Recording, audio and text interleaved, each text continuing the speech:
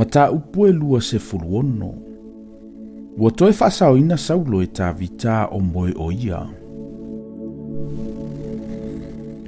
Ua atu tangata o sifi a Saulo i ki pea, ua whape atu.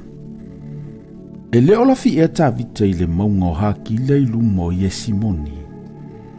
Ona tu la i leo Saulo, ua alui fo i le vao sifi. O ia te ia fo i tangata o Israelu e na filifili e tolu ngafe. E sa ili an tā vita i le vao sifi. Ua tola wapi e Saulo i le maunga o hakila. Ua i lumo i e Simoni i le ala, au tā vita. Ua no fo ia i le vao, ua i loe ia ua muli mai Saulo i ante ia i le vao. Ua wina atu e tā vita ni mata vao. Ua ia i loa ai, e moni lava ua Saulo. Ona tula ia tu leo tā vita, ua alu atu i le mea ua tō ai la wapi a Saulo. O vai atu tā vita i le mea ua ta oto ai Saulo. O api neru fo i le antali o neru, le li e pule ia na au. Ua ta oto Saulo i le olo. A o le nuu ua tola wapi i lantou e si o ai i a te ia.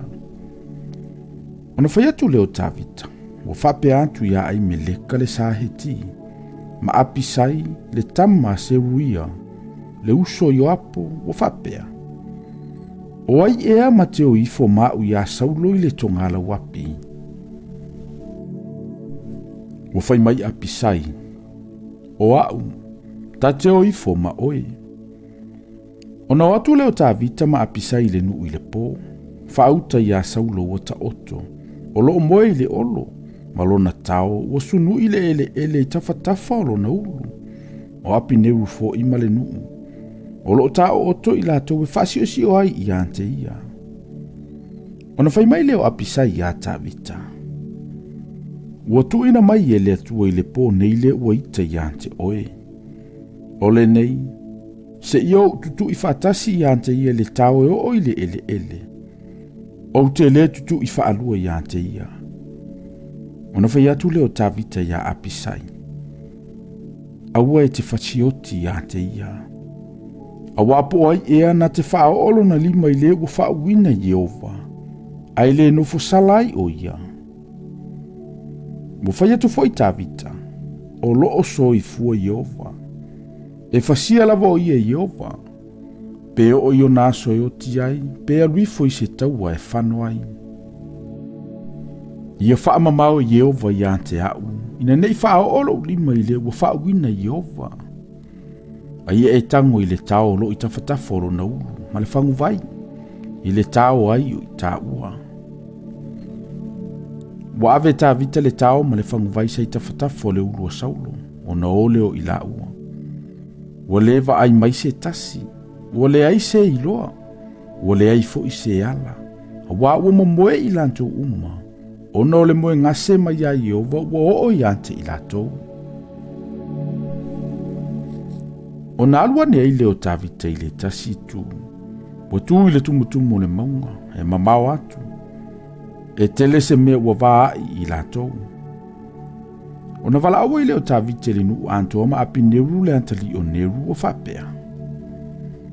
E tele tali mai ea api neru. O tali mai api neru o whape mai. O ai e oi, e te vala au i le tupu. Ona fai atu leo tā vita ia api neru. E te le se toa ea oe. O ai se lua te tusa ma oe i Israelu. O le ale me te le leo ailo wali i le tupu. A wana alu atu le tasi tangata fasioti lo wali i le tupu. E le leile nei mea wa e faia. O lo so i fua Jehova. O tangata te tau o oti o tau. A wana o tau le leo i lo o tau wali i le wa whaawina Jehova. O le nei foi. Ina ilo po fe le tao le tupu, ma le whangu vai sa i tawhatafa o lo nao. Wa ilo e Saulo le leo tā vita, ona fai mai leo ia. O lou leo ea lea, lo watali i e tā vita. O fai atu tā vita, o lou leo lava. Lo wali i e le tupu. Mo fai atu foi. O lea ea le nei. lo wali ie, ina we tuli lo mai I lau au na. Awa, se ase mea ua au faia, po lea ea le leanga o lo ia te au. O le nei, ia whaafafonga mai lo wali ie le tupu, I upu lau au na. A whaiwa lu I atu oe Yehova ia te au. Ia whaalau le ina lo fina ngalo I se taulanga. Ai a whai o tangata, ia malaya I lantou mai lumo Yehova. A wawa lantou tuli ese ia te au nei o na po. Ina ia au le whaatasi antu I le tofi o Yehova. O lo whaapea mai I lantou. Aluia, ina au na ia tua ese. O le nei, awa nei masa I folo utoto I le ele lumo Yehova. Awa ua maliu mai le tupo Israelu, esa ili se utufiti, peise I ua tuli ese tasile koli maunga. Ona fai mai leo Saulo, ua oua ngasala, ina fo I maia, lo uatali ie tavita, awa utele toyanga leanga ia te oe. Awa ua e whaapelipele ina lo uola I le neipo, whauta. Ua oua mio whaavalea, ma ou se te le lava. Ona tali atu leo tavita ua whape antu. Whauta o le tau le tupu. Ia sau se tau lea na te avatuai. A o Yehova, na te tau I atu I tangata taitasi la na mio tonu malo na whaamaoni. Awana tu ina mai oe Yehova ia te au I le nei po. Awa ule mawhai o na whao olo ulima I le ua whao ina Yehova. Whauta, pe o na whaapelepele ina lo wola I le nei po e au. Ia whaapea o na whaapelepele ina lo wola Yehova. Ma ia la vea ia te au ai puapua ngā uma.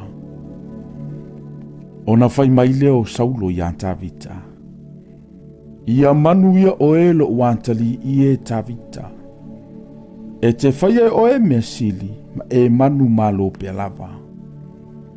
O nā alua I leo tavita I lo nala, a e fo I Saulo I le mea e no fwai o ia.